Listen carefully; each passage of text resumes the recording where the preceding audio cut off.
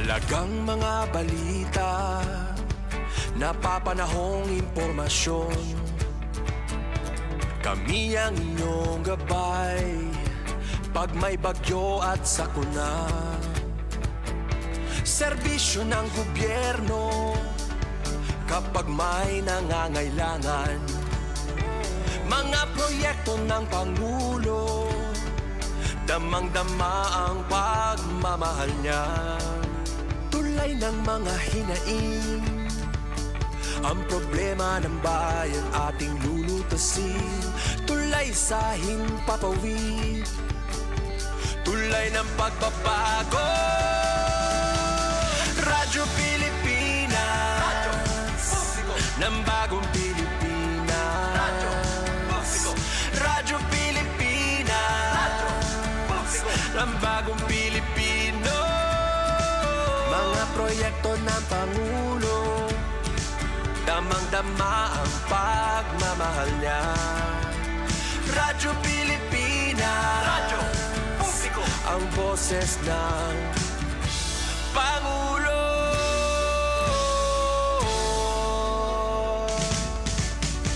Karamay nyo kami, kahit malayo man kami nakakarating.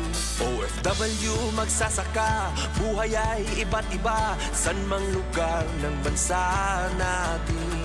Tulay ng mga hinaing, ang problema ng bayan ating lulutasin. Tulay sa himpapawid, tulay ng pagbabago. Radyo Pilipinas, radyo publiko, ng bagong Pilipinas. Radyo publiko, Radyo Pilipinas, radyo publiko, ng bagong Pilipino. Mga proyekto ng Pangulo, damang-dama ang pagmamahal niya. Radyo Pilipinas, radyo publiko, ang boses ng Pangulo. Radyo Publiko, Radyo Pilipinas, Radyo Publiko, Radyo Pilipinas.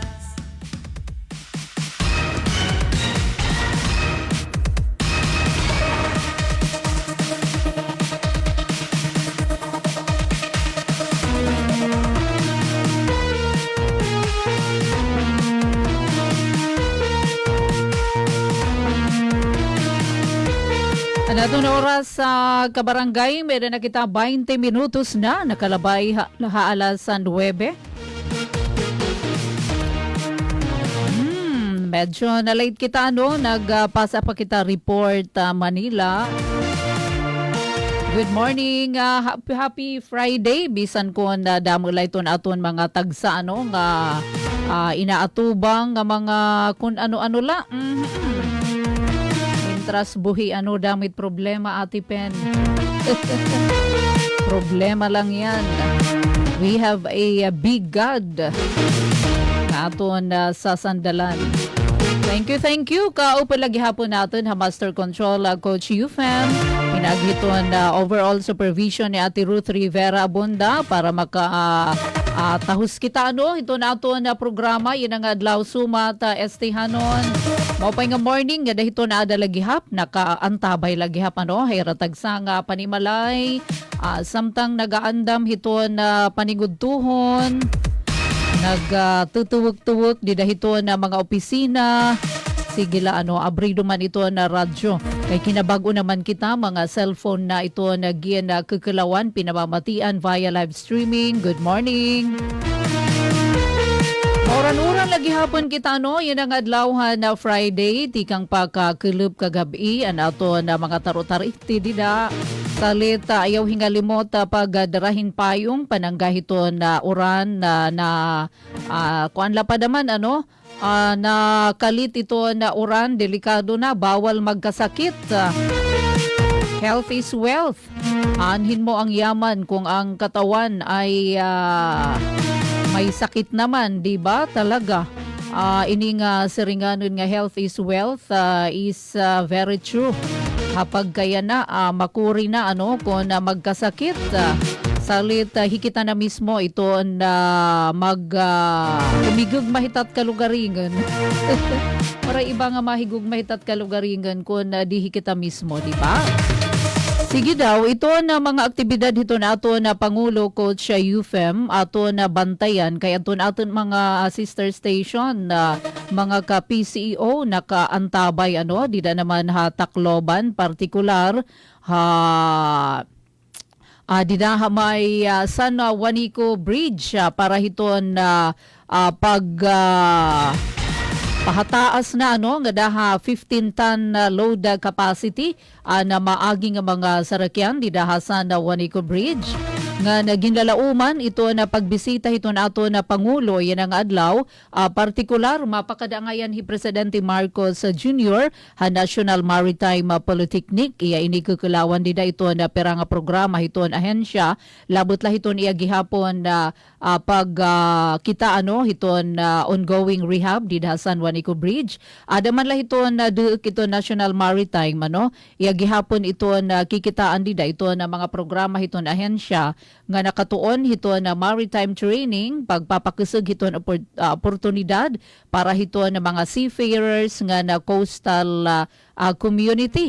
Unina aton pamatian ining pa-selfie report hito na aton na sister station hi Miss Dalia Urit at Tuwil. Dahirayan na nga Kuya Jevic AP sa Tacloban.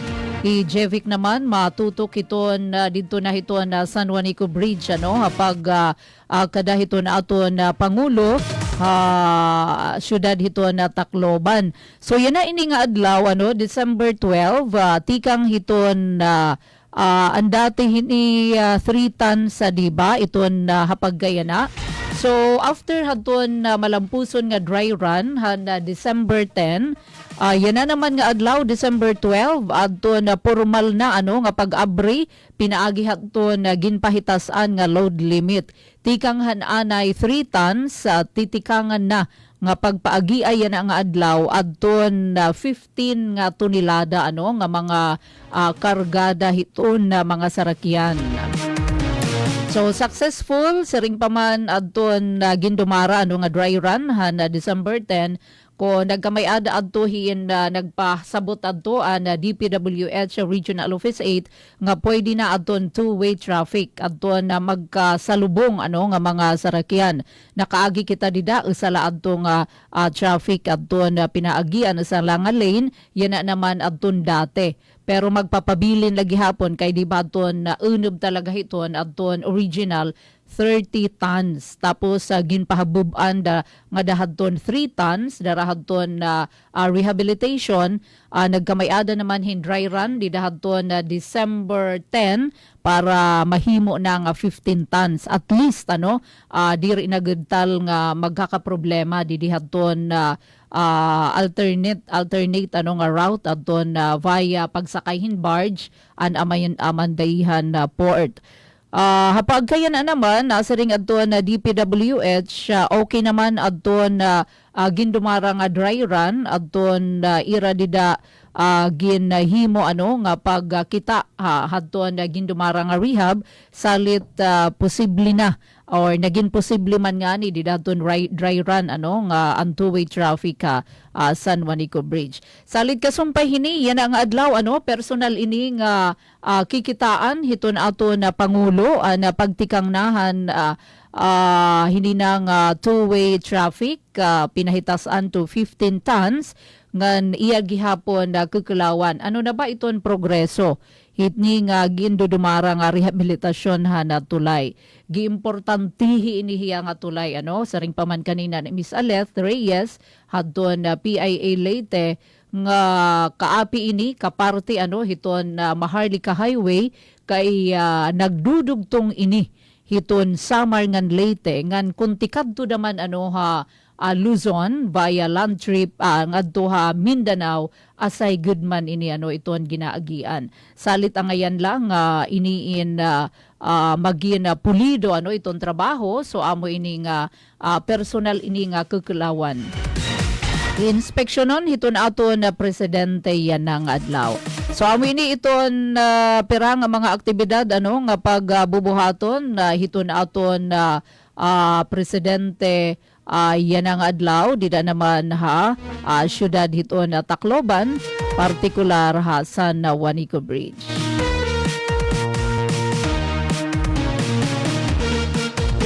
Papanmulaton naton ano aton report ni Jevic Epis. Kabarangay dinhi naman ha aton dapit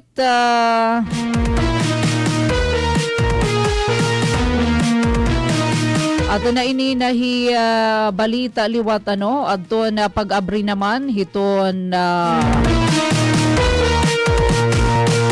may danaton dida coach UFM ano igin pa sa didang paanunsyo hiton Borongan City Information Office. Uy, good morning anay ngada ka na Maria Jelina Lihion. Thank you for joining us. Borongan Christmas Kakanin and Coffee Street Market. So antabayan na natin ining opening buwas na padaman nga adlaw alas 7 hiton na gabi. Para hadton karuyag makatadi ano ha na mga lokal nga mga delikasiya han syudad han Borongan ada iton ilalaray i-display adton mga kakanin didahiton atubangan lahiton Borongan Cathedral alas 7 hiton gabi nga dakpa hiton ka alas 6 hiton aga. Medyo maiha-iha ini nga nakatambay dida salit bisan ano nga oras ano hiton kagabihon starting Saturday 6 p.m. Pwede kita dida humapit ano ha atubangan hiton Borongan Cathedral. Paihini ano talagang ato na nalalanghap ang simoy ng Kapaskuhan. 29 minutos na kabarangay ang nakalabay ha alas 9 kanina coach UFM waray natin na ipaere mahibati ano na report ni Dayan mahitungod ini hadton ano ba adton report ni Dayan may pagisumpay hadton successful ano ngagin na dumara di dahabungtuhan na San Julian ana 2025 Municipal Children's Congress. Sige daw Coach UFM aton pamatian anay aton report ni Dayan Camplon an giupay liwat nga aktibidad ano ngagin na dumara dida naman habungtuhan San Julian. Radyo Pilipinas report. Ang lokal nga pamunuan bungton San Julian in Malagpuson nga nagdumara Municipal Children's Congress 2025 nga aktibo nga gintambungan han mga kabatan-unan nagikan magdirodelaan nga Youth Development Organization San Bungto. Ang programa ay may panuyo nga mapahitaas itong partisipasyon ng kabataan. Maparigon ang papel ng child representatives nga makonsolidar ug matiro kadton children's agenda. Dinigin listan mga kabataan-una na tunira kinikita nga napapanahon nga mga issue nga ang panginahanglan ng kabataan hatag sa tagsa nga komunidad. Gintagan doon ang aktibidad naton leadership talks din siya naghatag inspirasyon naton presentasyon na kasumpayhan pagiging SK leader. SK Chairperson Honorable Jofer Peña han Barangay Kampidhan. Iya gihapon ni ginlatag ang mga programa nga naghatag hindag nga impact ha ira komunidad. Sugad han SK Store, palit plastic bottle for school supplies, ngan Dream Sea Recycling Project, ngan iba pang inisyatiba han kabataan. Kasumpay hinigin buhat gihapon in election of child representatives ngan workshop on the consolidation of the children's agenda. Din hiningay gayon, aktibo nga ginirestoryahan mga partisipantes adton magdero-delain nga issue pan kabataan, sugad han edukasyon, panlawas ngan peace and security. May nung danon nga nagtapos ang programa ay pinaagihin pagsurat han mga partisipantes han irasaad nga maging aktibo ngan responsable nga boses han komunidad, dida hatubangan han commitment tree. Impormasyon na hikay pinaagihan na LGU San Julian. Para Habagong Pilipinas, Dayan Camplon, Radyo Pilipinas, Radyo Publiko, Borongan. Salamat Dayan ano kapayton aton kabataan kay talaga naman nga aware na hira ano pagpanalipod hiton aton kalibungan pinaagi naman hiton pagpahimulos ano nga pahimulsan ba adton mga mga basura kung tawagon, kasi ring natin nga diri na mahigagamitan ito na mga basura. Pareho inihan ato na tambungan dida naman habungtuhan na sulat. Sige daw Coach Yufem, pampagood vibes anay kita. Adahin aton igin send nga video clip. Kanan barangay Aet iton hiya hitangan barangay Mabini kundiin ira dida igin papakita adton Legoland Magic hala daw. May pagisumpay lagi hapon ini hiton Sulat Eco Warriors Festival. Gin-cluster kasi adton mga baru-barangay dida naman habungtan sulat ngan adton kanan barangay Aet nga na barangay Mabini an Legoland dida pa da main hituon hadton may ginpasugaan adton fireworks nagkamay adin fireworks display ala daw aton ipakita Coach Yufem adton Legoland Magic turn creativity into a spectacle with their vibrant Legoland entry di adton entry han barangay Aet ngan Mabini.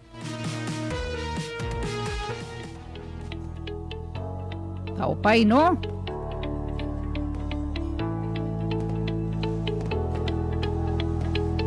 Nahidungan hadton na fireworks sa display.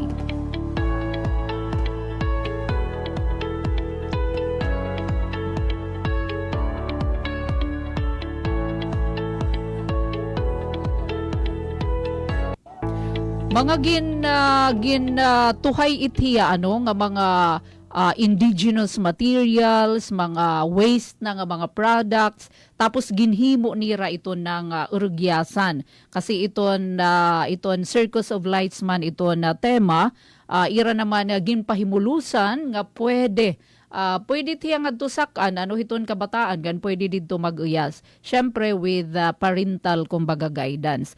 Di naman ka barangay adton roller coaster thrills kanan barangay Del Remigio na mainingan Riverside. Talagang kasiring nim diri makakahimo hin roller coaster rides. Ito mga taga barangay Del Remigio nga na Riverside dida naman bungto hiton sulat. Sige daw Coach Yufem aton ipakita. Waray hiton makina. Oo. Iginduduso la.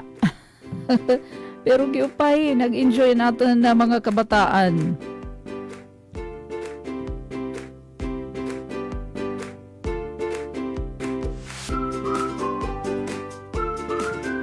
Kaupay, no? May dapat naman nasakay nga kabataan.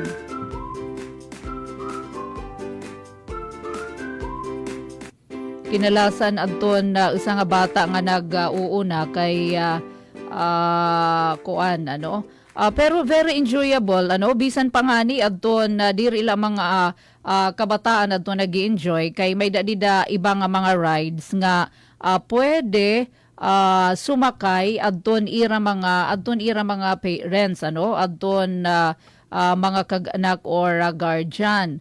So iyon nakita adton kanan barangay Aet nga na Mabini. Ani kaduha an Del Remedyo nga na Riverside. Yadi naman giupay damain pass and boots sa giant journey. May dagida ko nga boots tapos ira naman na ginhimo nga boots nga dako nga paruhiton tower kaupay mga indigenous daman nga mga materyales, mga ritaso na nga mga itiya nga mga wood nga kasiring nimdi na mahigagamitan, mga twigs ngan iba pa adi aton ipakita Coach Yufem ada kanan barangay Maglipay na maiton nga na barangay Santo Niño adi daha sulat brought pure magic to the night with their enchanting entry nga makulor nga talaga pwede tiyasakan ngadto hiton Igbaw may dadama didto stairs kanan Maglipay ngan Santo Niño ba kagiguupay talaga hadton ira mga himo.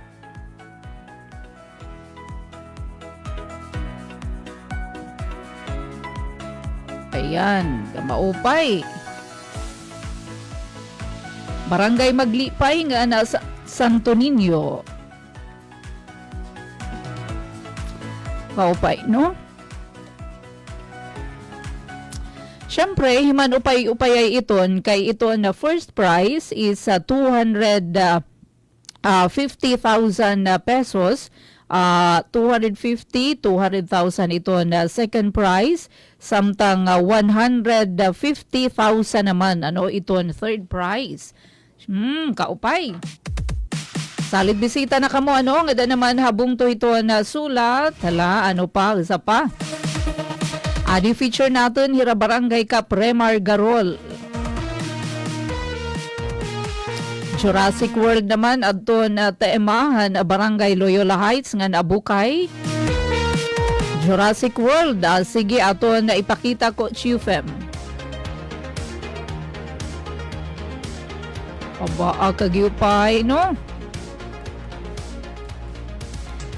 Barangay ka Premar pa adton Inabrihan Gate. Jurassic Park. Iba-iba naman nga mga nga mga kahayupan nga mga sansad to pa nga waray nakikita dinhi aton na kalibutan niya na Kaupay. Thank you Kapa Remar Garol. So amin ito na perala ito yung mahikikitan nga mga pa-rides sa ring pa man pwede talaga hiya pwede hiya masakyan diri lahito na kabataan nga pati na iton mga guardians pwede gihapon pati ito na mga kag-anak. Agiupay salit bisita na kamo ambot ini nga ato na mga intern ko na nahingad to na hirahabong tuha na sulat para naman hiton na Eco Warriors Festival of Lights sa Circus of Lights. Waray bayad pag sulod ngadto naman na sulat. Siyempre may bayad iton pagkaon. Adto talaga giupay iton ira food bazaar.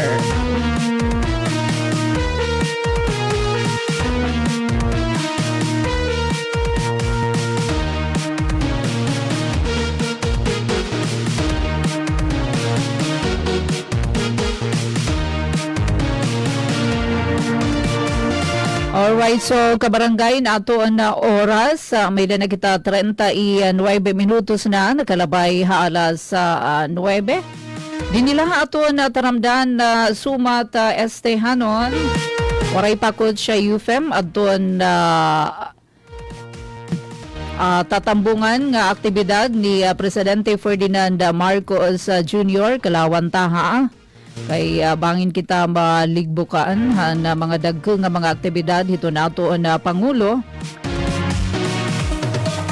Bueno, para naman masaydan gihapon kita hiton iba pa nga mga notisya dinhi aton na lokal sugad man na nasyonal nga nagawasan aton na nasod diyan aton na mga intern from Eastern Samar National Comprehensive High School hira Vince Diskaya kasi ko Vince Dizon. DPWH anay yan secretary ngan sugad man Josh Romero mga ngaran pala pang pang showbiz ang dating. Siyempre unahon talaanay ito na lokal nga mga balita oras ang 40 minutos na nakalabay halas 9 haaga. Ang mga lokal nga notisya, Governor Ivardoni nagdumarahin relief operation sa island barangay sa Borongan nga apektadohan na tropical depression Wilma.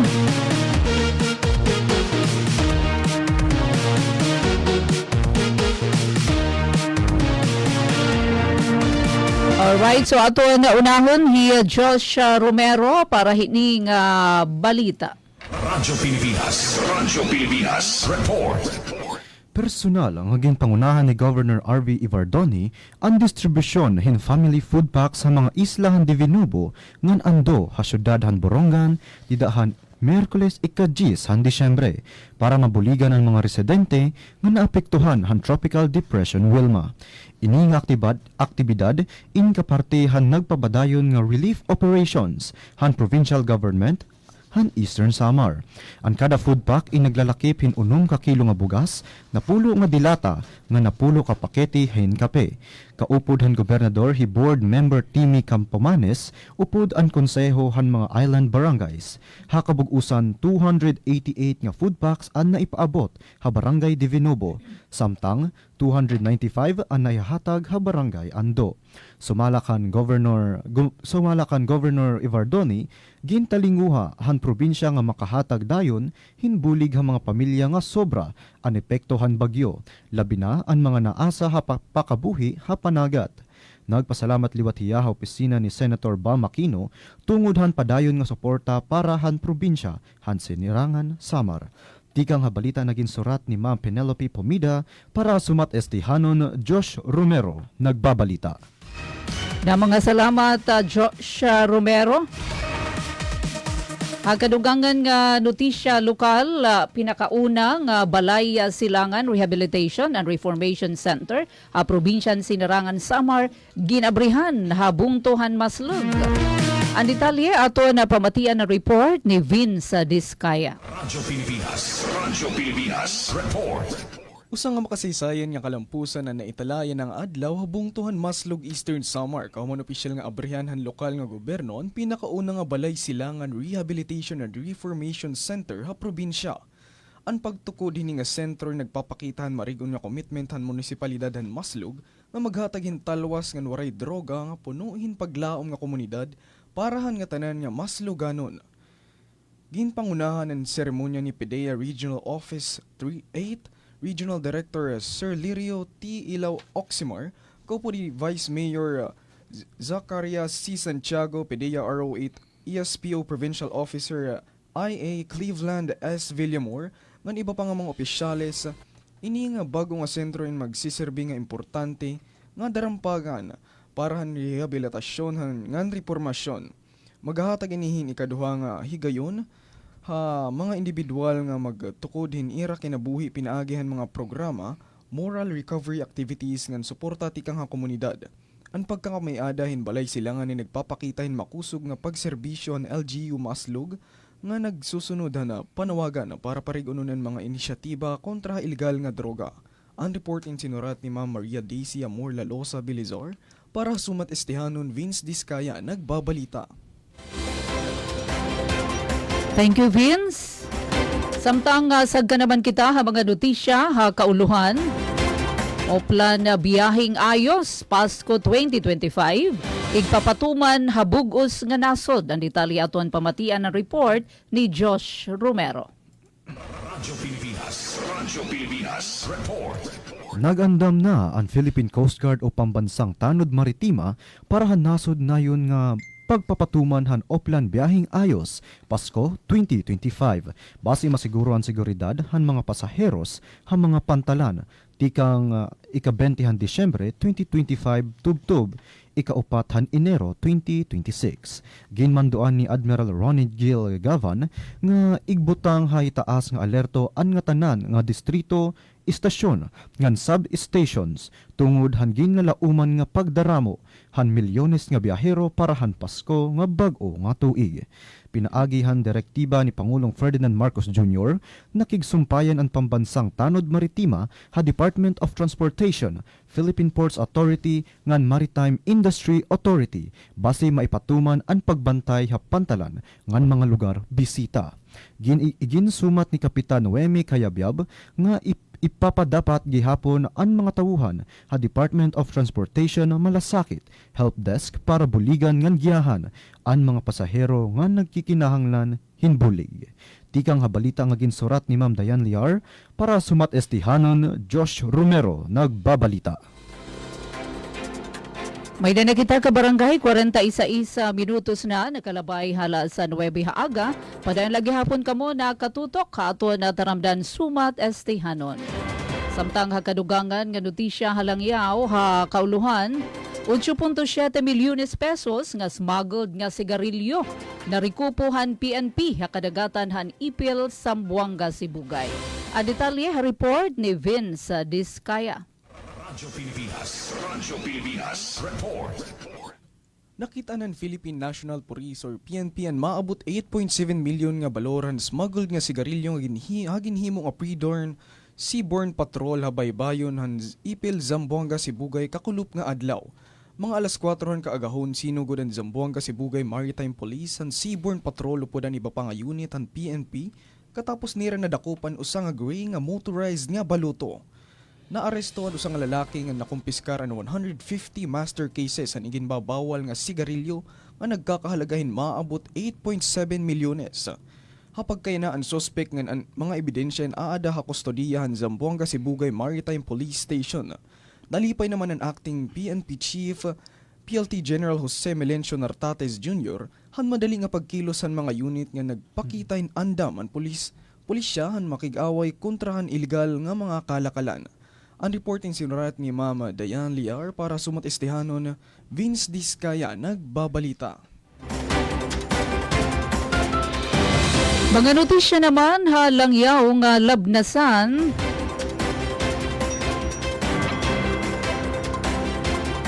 Lalaki ha UK nagka-stroke tungod dinhi ha sobrang energy drinks. Nadawaan na detalye hiniig sumata John Romero. Radyo Pilipinas. Report. Usa nga 54 anyos nga lalaki tika nga Sherwood Nottingham ha United Kingdom ang nagka-stroke katapos mag-inom hin 8 kada adlaw nga makusog nga energynks nga may 160 mg nga caffeine kada lata. Didahan iya sintomas naabat hiya hin banhud ha iya wala nga partihan lawas ginkurian maglakat magyakan ngan guminhawa rason nga gindara hiya dayon ha stroke clinic base Matambalan. Ginkumpirmarhan mga doktor nga sobra an iya blood pressure nga inabot hin 254/150 millimeters of mercury ngan sobra liwat an iya adlaw-adlaw nga caffeine ha limitasyon han United States Food and Drug Administration ngan guidelines han United Kingdom. Katapos niya igudong ang pag-inom han energy drinks, nagnormal ang iya blood pressure pero nagpabilin ang banhod ha iya wala nga kamot ngan paa tungod han epekto nga gindara han iya stroke. Para ha isumat estihanon, Josh Romero nagbabalita. Oy Josh, diri ngayon na maupay no an pag ininom hiton energy drink an sobra-sobra. Imagine ano iya inabat nagbanhudan. Wala ka kamot. Wala nga kamot, pati Tapos ulo, paa. Pahimat ngon ini ano, haaton na mga tigpamati nga ano Josh. Diri uminomhin sobra. Sobra nga energy drinks. Ayan. Or caffeine. Caffeine. Kay may dahiton hiya caffeine content ano ha. Iton energy drink kayan. So pahimat ngo ni Josh Romero tikang ini dito ha langyaw ano ha United Kingdom. Pero pwede ini mahitabo din niya at. Sigurado. Diba? Yes. Thank you Josh. Samtang hakadugangan nga notisya tikang naman hagawas sa nasod. Anay Pangulo na Bolivia, naatubang naman hina duha ka bulan nga detensyon para masayda naton kung kay adi ipahamtang Vince Diskaya. Radyo Pilipinas. Report. Ginditinhan mga pulis ang ex-president han Bolivia nga Luis Arce nga pagbabaya pala niya pwesto han nakalabay nga bulan iniinsumalahan usa nga dati nga miyembro han iya gabinete. Ginuhuna-huna ginpatawag hi Arce agud magtistigo ha investigasyon mahitungod han ginaakusaran nga embezzlement nga nagtikang samtang hiyen nagsiserbisyo nga economy minister ha ilarum ni anay President Evo Morales. Sumalakan Maria Nela Prada, anay minister han presidensya ha ilarum ni Arce, sigurado hi Prada nga inosente hi Arce nga an ginhimo nga mga kapulisan inusa nga pag-abuso han ira police power. Gindugang paniya nga waray nagpahibaro o nag-order nga magpakita hi Arce ha investigasyon. Ang investigasyon ni nag-uupod ang mga aligasyon mahitungodan pagkawarahan pondo nga ginhatag paran mga proyekto paran mga katutubo. Ang detensyon ni nag-abutin 2 ka bulan katapos ang pagdaog ni centrist candidate Rodrigo Paz sa runoff election nga nagtapos halos 2 ka dekada nga pagdominarhan leftist MAS party nga ginhimo ni Arce. Para hasumat estihanon, Vince Diskaya nagbabalita. May danala kita 9 minutos na laog sa mag-alas sa 10. Pero ani pa, halaba pa ini. Mga balitang sports naman, ang mga pagnatakasu na mahilig haton na mga iba-ibang klase naman hin paiyas. Aladaw, adto na Pilipinas Warriors, dinerasyon na ha quarterfinals. Ha na wheelchair 3x3 team, ha 2025 ASEAN Youth Para Games, so dito naman ha Dubai. Istoryahe kami Vince para ha na detalye, hining balita. Radyo Pilipinas. Report. Nagpakitahin kusugan Pilipinas Warriors Wheelchair 3-on-3 Team at 2025 Asian Youth Para Games matapos maghimuhin 3-0 record sa Pool B ang teamhan Pilipinas. Pinakamatunogan era 13-12 nga kadaugan kontra Thailand usa nga thriller nga naghatag teamhin na diretsyo nga pwestong do quarterfinals kakuluphan-kulup kontra Bangladesh Shabab Al Ali Dubai. Hatun Miyerkules, inatuhan ng Warriors ang Saudi Arabia 14-6 nga score nga naghatag kadaugan liwatin na harayo nga 10-9 kontra ha host ta UAE para han kompletuhon ng pool sweep. Padayon ang suporta tikang ha Philippine Sports Commission na Philippine Paralympic Committee ng PhilSPADA samtang naglalao man nasod din mas damo nga mga kadaugan ha AYPG 2025. Rumaratsada para sa sports balita, Vince Diskaya, gwapo na't walang bahid na anomalya. Ayos, Vince. Adi idugtong naton ang alas sa Pilipinas, opisyal na ngayon nga inabrihan ang kampanya ha 33rd SEA Games. Sige daw idugtong Vince, ini nga balita. Radyo Pilipinas. Report. Ginbuksan kakulupan kampanyahan alas Pilipinas sa 33rd SEA Games kontra ha Poderoso at nga Thailand han indoor stadium Humark. Tikang haira madagmit nga pagdaog kontra Singapore, klaro nga paborito nahan mga host an aton team. Samtang matapod ang Pilipinas kanda setters Gia de Guzman, Mars Albang ang Gia Coronel para magdusuhin duro nga opensiba kaupod niya Aya Lori, Bella Belen, Angel Kanimungan iba pa. Mas grabe itayat yan na tungod kay 11 ang players ang world number 18 Thailand in inuyas na han World Championships. Upodan ira mga bituon nga ira Ashrapon Kongyot nga na chat-chatu on Moksri. Kinahanglan na makasulod ni top 2 ang alas Pilipinas para sigurado ang ticket nga to has semifinals. Muli rumaretsada para sa sports balita, Vince Diskaya, gwapo na at walang bahid na anomalya. Thank you, Vince.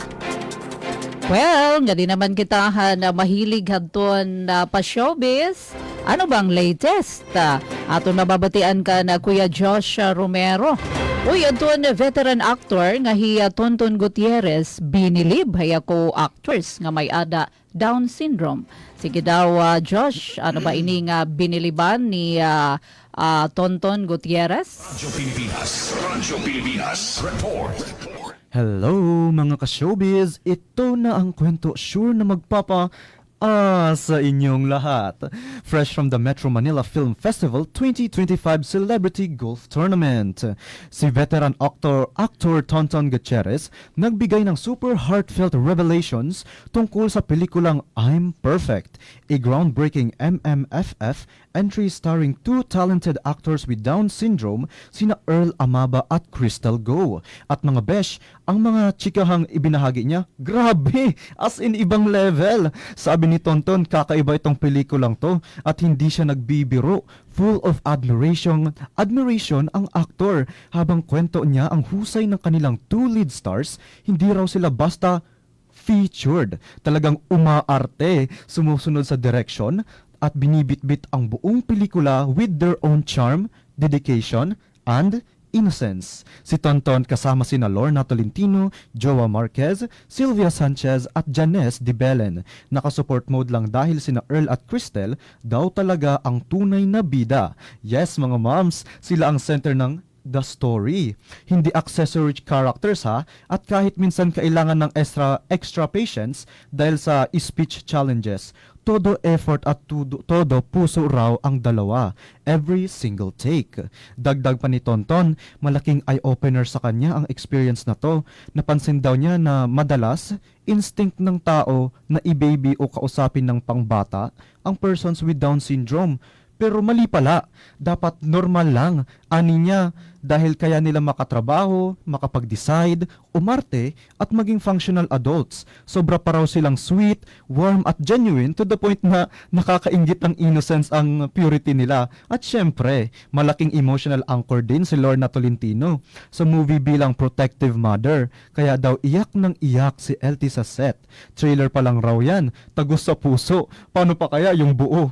Kaya naman super excited ang buong cast para sa I'm Perfect. I-film na hindi lang para magpaiyak o magpasaya, pero para magbukas ng mata ng audience. Sabi nga ni Tonton, kakaiba. And in fairness, yung kakaiba na ito, yung tipong relevant, meaningful, at dapat talagang mapanood. So let us treat people with Down syndrome and all people with disabilities as normal individuals. Respect, not pity. Inclusion, not stigma. At higit sa lahat, buksan ang puso at utak dahil minsan sila pa ang may ituturo sa atin tungkol sa purity, kindness at pagmamahal. Ito si Josh Romero, ang inyong Kilig Bro, bringing the big shows. Wow!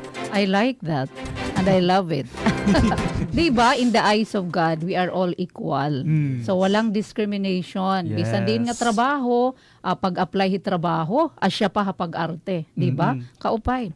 Suwak na suwak. Suwak na suwak talaga. Alright, so adi pa, no? Para mapuno kita, mapuul, ito na mga balita pang showbiz. Adi naman, giupay ko damain na Joshua. Jinky Pacquiao nilinaw na wala siyang issue sa anak ni Manny na si Eman Bacosa Pacquiao. Bakit kaya walang issue si Madam Jinky? Sige daw Josh, ipabati ining istorya. Radyo Pilipinas, report. Ayan, magandang araw mga ka-showbiz. Ito na naman tayo sa isa na namang mainit na chika. This time, tungkol sa batang boksingero na si Eman Bacosa at sa mga isyong ipinupukol sa relasyon nila ng kanyang ama. Walang iba kundi si Manny Pacman Pacquiao.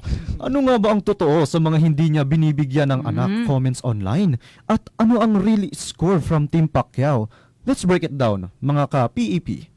Sumabog ang social media nang makita ng netizens na sina Dr. Vicky Bello at Dr. Hayden Ko mismo ang nag-shopping para kay Eman, complete with a luxury watch. Wow! Dahil dito may mga nagkomento na mas mabuti pa raw ang Bello couple na magbibigay ng regalo kaysa mismong tatay. Lalo pang lumakas ang usapan nang ipakita sa kaposo mo Jessica Soho ang simpleng bahay ng pamilya ni Eman sa North Cotabato. Pero kalmado lang si Eman sa issue. Okay naman kami ni Daddy, kahit mag-explain ako, maiba talagang may sariling mundo, sabi niya. Pero teka, hindi na nanahimik ang kampo ni Manny. Naglabas ng receipts, literal ang figurative, si Bernard Cloma, malapit sa mga Pacquiao at ipinakitang binigyan ni Manny si Emma ng Patek Philippe watch at isang apartment sa General Santos City bago mag-pandemic. May weekly allowance para sa training. Dagdag pa ni Jinky Pacquiao, okay raw ang relasyon nila kay Eman at wala siyang issue kahit maging close ang mga anak niya dito. Kaya kahit may bashers, siniguro niyang okay kami. Tama naman sinasabi ni Eman. Pero sa topic tungkol sa ina ni Eman, si Joanna Bacosa, huwag na lang ako magsalita. Ang makahulugang sagot ni Jinky. Kaya before tayo manghusga, alamin muna natin ang buong kwento. And most of all, family matters are deeper than what social media shows. Hindi nakikita online ang tunay na relasyon ng mag-ama. Respect goes both ways, sa pamilya, sa privacy, at sa kwento ng bawat tao. Ayan na ang buong kwento mga ka-showbiz. Behind all the noise, may mga detalye palang hindi natin nakikita ng publiko. Hindi lahat ng online comments ay base sa truth. Minsan kwento-kwento lang talaga. Muli ito si Josh Romero, ang inyong Kilig Bro, bringing again the big shows. I like it too. Diba, so ganganhit nga mga issue, it's better to keep silent, diba?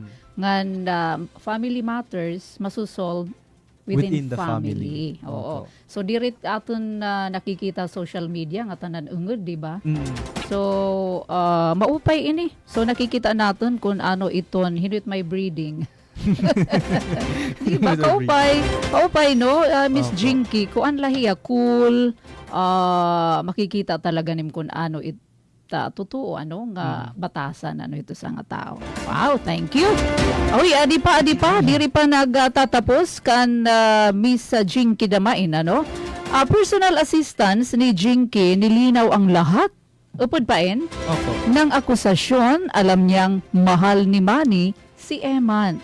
Yes, totoo. Sige daw. Kareg namon mahibaruan, Josh Romero. Radyo Pilipinas. Report. Mula nung sumikat si Eman Bacosa, nagkaroon ng mga espekulasyon na tila hindi siya tinutulungan ng kanyang ama na si Manny Pacquiao at ng stepmother niyang si Jinky. Pero ito ang twist. Umalma si Malu Masangkay, personal assistant ni Jinky, at nagbigay ng matibay na depensa sa mag-asawa sa pamamagitan ng kanyang Facebook post. Ayon kay Malu, saksi siya sa kabutihan ni Manny at Jinky kay Eman, kasama na ang piano shopping at iba pang tulong. Kaya hiniling niya sa publiko na huwag husgasan ang pamilya ni Pacquiao. Sa panayam naman ng PEP Troika, kay Jinky ipinahiwatig nito ang mga material na regalo at pinansyal na suporta mula kay Manny, kabilang ang apartment at luxury watch para kay Eman. Si Eman mismo ay pinapaalala na mahal siya ng kanyang daddy at malinaw na ang relasyon nila ay puno ng pagmamahal kahit na may ilang netizens na nagkakalat ng maling akala. Ang takeaway natin dito mga kapuso at kapamilya ay huwag agad husgahan ang tao o pamilya base lang sa rumors at social media. Minsan, ang tunay na suporta at pagmamahal ay pribado at hindi kailangan ipakita sa publiko. Sa huli, ang respeto, tiwala at pangunawa ang tunay na sukatan ng pagmamahalan sa pamilya. So mga best, habang nag-uusap tayo tungkol sa buhay, showbiz at kontrobersya, laging tatandaan na may higit pa sa nakikita natin sa social media, behind every headline, may kwento at pagmamahalan na minsan ay hindi na ipapakita sa publiko.